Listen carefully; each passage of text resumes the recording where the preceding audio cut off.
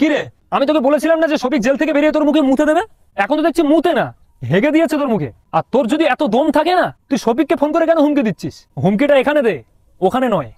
আমাকে ফোন করলে আপনি বুঝলি তো? শোন, আমার কথাটা শোন, আমি কি করতে আগে ফোন করেছি সেটা শোন। তোর কথা আমি শুনতে চাই না ভাই, তোর কথা কেন শুনবো আমি? আমি ভিডিও আপলোড দিয়েছি, তোর আমাকে ফোন কর, তুই শফিককে কেন ফোন করছিস? তোর কথা আমি কেন শুনবো বল? তোর কথা আমি শুনতে চাই না। ও ভিডিও আমি করছি আর তুই শফিককে ফোন করে হুমকি দিচ্ছিস? আসসালামু আলাইকুম বন্ধুরা, আপনারা কেমন আছেন? আশা করি সব ভালো আছেন। আমি আলহামদুলিল্লাহ খুবই ভালো আছি। তো বন্ধুরা, আজকে নিয়ে আসলাম একটা ভিডিও নিয়ে শফিকের নিয়ে, ঠিক আছে? তো অর্জুন ভাই কি বলছে তোমরা ধ্যান দিয়ে শুনো, তারপর আমি কিছু বলছি। অ্যাকচুয়ালি গাইস, আজকের ভিডিওটা বানাচ্ছি শফিককে নিয়ে। আর আজকের ভিডিওটা শফিককে নিয়ে ভীষণ ইম্পর্টেন্ট কিছু কথা আমি তোমাদের সঙ্গে বলবো। গত দুদিন আগে আমি একটা ভিডিও আপলোড করেছি, সেই ভিডিওতে আমি কিন্তু রুবেল আর রাকেশের কিছু ভয়েস রেকর্ডিং আমি তোমাদেরকে শুনিয়েছিলাম। সেই ভয়েসে কিন্তু রুবেল আর রাকেশ দুজনা যুক্তি করছে শফিকের ক্যারিয়ারটা কিভাবে নষ্ট করবে ওরা, এই সমস্ত যুক্তি ওরা করছিল। সেই রেকর্ডিংটা আমি ভিডিওতে শুনিয়েছিলাম। কিন্তু এই ভিডিওটা যখন আমি আপলোড করি 5 মিনিটের মধ্যে শফিক আমাকে ফোন করে বলছে যে ভাই তুমি ভিডিওটা ডিলিট করে দাও, কারণ আমার উপরে প্রচুর চাপ আসছে, প্লিজ তুমি ভিডিওটা ডিলিট করো। কিন্তু ভাই ভিডিওতে কিন্তু আমি শফিকের একটা খারাপ কিছু বলিনি, আর শফিকের খারাপ করার জন্য আমি ভিডিওটা বানাইনি। তারপরেও শফিক আমাকে বলেছে যখন, আমি তখন বুঝেছি যে নিশ্চয়ই তাহলে ওর কোনো ক্ষতি হচ্ছে, ওই কারণে আমি ভিডিওটা তুলে নিতে বাধ্য হয়েছি। আর রুবেল আর রাকেশ শফিকের ক্যারিয়ার নষ্ট করে দেবার যুক্তি কেন করছিল, কি কারণ, সবকিছু বিস্তারিত তোমরা আজকের ভিডিওটাই জানতে পারবে। তো যদি তোমরা সবকিছুই জানতে চাও ডিটেলসে, তাহলে ভিডিওটা তোমরা স্কিপ না করে দেখো, আশা করছি তোমরা সবকিছু বুঝতে পারবে। তো চলো আজকের ভিডিওটা শুরু করা যাক। তো গাইস, শফিক যখন আমাকে ফোন করে যখন ভিডিওটা আমার ডিলিট করতে বলেছে, তখন আমি ওকে জিজ্ঞাসা করেছি যে ভাই কি হয়েছে, তুমি ভিডিওটা কেন ডিলিট করতে বলছো? আমি তো তোমার নামে কিছু বলিনি, তোমাকে খারাপ করার জন্য তো আমি ভিডিওটা আপলোড দিইনি, জাস্ট সত্যটা আমি মানুষের সামনে নিয়ে আসার চেষ্টা করেছি। কিন্তু তুমি ভিডিওটা কেন ডিলিট করতে বলছো? শফিক তখন আমাকে বলছে যে ভাই আমাকে এইমাত্র রাকেশ ফোন করেছে তোমার ওই ভিডিওটা দেখে, আর আমাকে বলছে যে তুই অর্জুনকে এক্ষুনি ফোন করে ওকে ভিডিওটা তুলে নিতে বল, যদি না তুলিস তোর ভিডিও আমি ভাইরাল করে দেবো। দেখো গাইস, রুবেল আর রাকেশের কাছে শফিকের কিছু ভিডিও আছে, কি ভিডিও আছে আমি কিন্তু জানি না, আর কোনোদিন দেখিওনি। তবে যে ভিডিওই থাক, ওই ভিডিও আপলোড দিলে শফিকের ক্যারিয়ার পুরো শেষ। এরকম কোনো ভিডিও যদি না থাকতো তাহলে শফিক কোনোদিন ভয় পেত না। শফিক ভয় পাবার মানেই হচ্ছে যে রুবেল আর রাকেশের কাছে খুবই খাতারনাক ভিডিও আছে শফিকের। সত্যি বলতে গাইস, আমি কিন্তু শফিকের কোনোদিন খারাপ চাইনি আর চাইবেও না। শফিক যখন আমাকে ভিডিওটা তুলে নিতে বলেছে, আমি ভিডিও তুলে নিয়েছি। আর রুবেল আর রাকেশ কিন্তু একবারও আমাকে ফোন করেনি। আরে ভাই, ভিডিও তো আপলোড করেছি আমি, শফিক তো করেনি, তাহলে তোরা শফিককে কেন ফোন করছিস? তোদের তো ফোন করার দরকার ছিল আমাকে। যদি আমি সত্যি মিথ্যাচার করে থাকি, তাহলে তোরা আমাকে ফোন করে বল যে তুই মিথ্যাচার কেন করছিস, ভিডিওটা তুলে নে, কারণ তোরা জানিস যে আমি মিথ্যাচার করিনি। আরে ভাই, আমি তো রেকর্ডিং দিয়ে প্রমাণ করে দিয়েছি।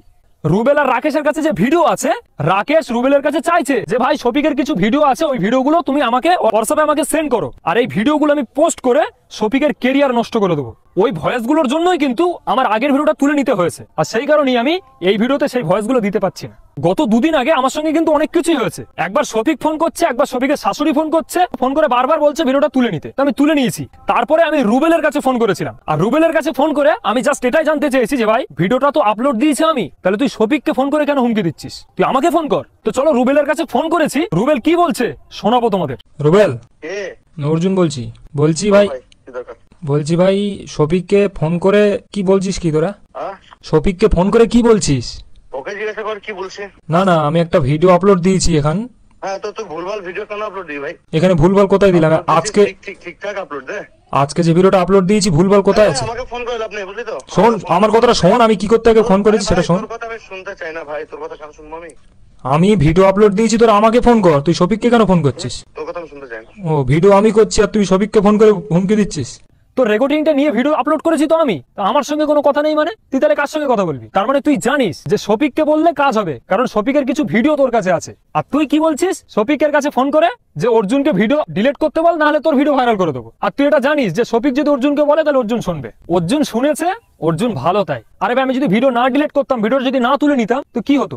আমি ভিডিও তুলে নিয়েছি শফিকের খারাপ চায় না বলেই। আর শফিককে আমি একটা কথা বলতে চাই, কোনো বন্ধুকে অন্ধের মতো বিশ্বাস করতে নেই। বন্ধুরাই কিন্তু বেশি বাঁশ দিতে পারে, কারণ বন্ধুরা থাকে সবসময় কাছাকাছি, কারণ ও তোমার সব বিষয় জানে। ভীষণ কাছের মানুষেরও পার্সোনাল কথা যেগুলো, পার্সোনাল জিনিস যেগুলো, সেগুলো তার সঙ্গে শেয়ার করতে নেই, নাহলে পরবর্তীকালে তারাই দেখবে তোমাকে বাঁশ দিচ্ছে, যেরকম এখন দিচ্ছে।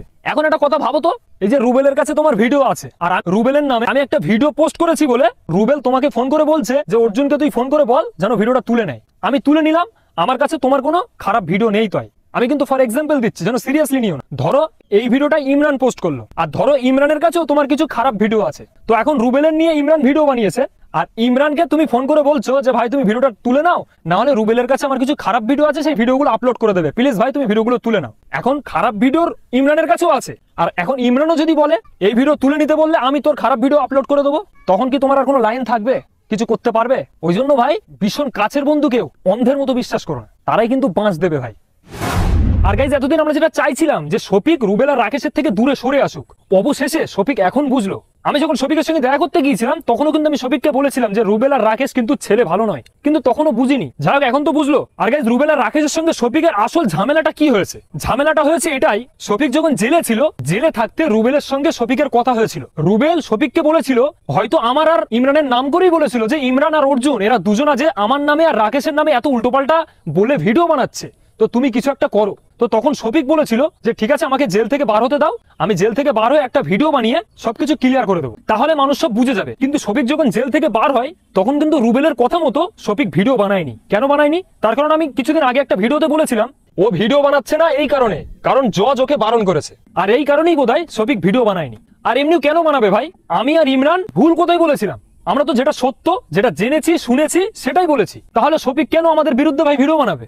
আর শুধু কারণ এটাই নয়, আরো একটা কারণ আছে, সেটা হচ্ছে রুবেল আর রাকেশের সঙ্গে শফিক ভিডিও বানাবে, মানে পল্লীগ্রাম চ্যানেলের মতো একটা চ্যানেল ওরা বানাবে, আর শফিকের সঙ্গে ওরা ভিডিও বানাবে। কিন্তু শফিক এখন জেল থেকে বার হয়ে বলছে যে ভাই আমি তোমাদের সঙ্গে কোনো ভিডিও বানাবো না, আমি পল্লীগ্রাম টিভিতে ফিরে যেতে চাই। শফিকের আব্বার কথা এটা, আর সেই কারণে রুবেল আর রাকেশ শফিকের উপরে এত রেগে গেছে, শফিকের কেরিয়ার নষ্ট করে দেবার হুমকি পর্যন্ত দিচ্ছে, মানে ওদের আসল রূপটা শফিক এবার দেখতে পাচ্ছে। তো গাইস, শফিককে আমি একটাই সাজেশন করব যে ভাই তুমি রুবেল আর রাকেশের পেছনে পড়ে থেকো না, এরা হচ্ছে কুত্তা, এরা হেল্প কিন্তু দেখায়, করে না। কিভাবে হেল্প করতে হয় সেটা শুধু তোমার দেখাবে, কিন্তু পেছনে তাকিয়ে দেখবে আছেলা বাঁশ, অথচ সামনের দিক থেকে দেখলে মনে হবে ভীষণ হেল্প করছে। লাস্ট রিকোয়েস্ট এটাই ভাই, এদের পেছনে পড়ে থাকো না, তুমি ভাই পল্লীগ্রাম টিভিতে ফিরে যাও, আর যেভাবে আগে ভিডিও বানাতে ঠিক সেইভাবে ভিডিও বানাও। আর গাইস, এই রুবেল কুমড়ো মুখোর আইডিতে 2-3টে ভিডিও আপলোড দিয়েছিল, সেই ভিডিওতেও বলেছিল যে আমার কাছে নাকি কোনো প্রমাণ নেই। আরে ভাই, প্রমাণ আছে কি নেই সেটা তুই কি করে জানলি? প্রচুর প্রমাণ আছে, আর আমি সেইগুলো নিয়ে ব্ল্যাকমেলও করতে পারি তোকে। কিন্তু ভাই ব্ল্যাকমেল করে কাপুরুষরা, পুরুষ মানুষ নয়। আমি কোনোদিন তোকে ব্ল্যাকমেল করবো না, যদি সময় হয় ডাইরেক্ট সেটা আমি পাবলিক্স করে দেবো, কিন্তু আমি কোনোদিন তোকে ব্ল্যাকমেল করবো না। আছে প্রচুর প্রমাণ আছে আমার কাছে, সময়ের অপেক্ষায় আছি আমি, সময় আসলে অবশ্যই পাবলিক্স করবো।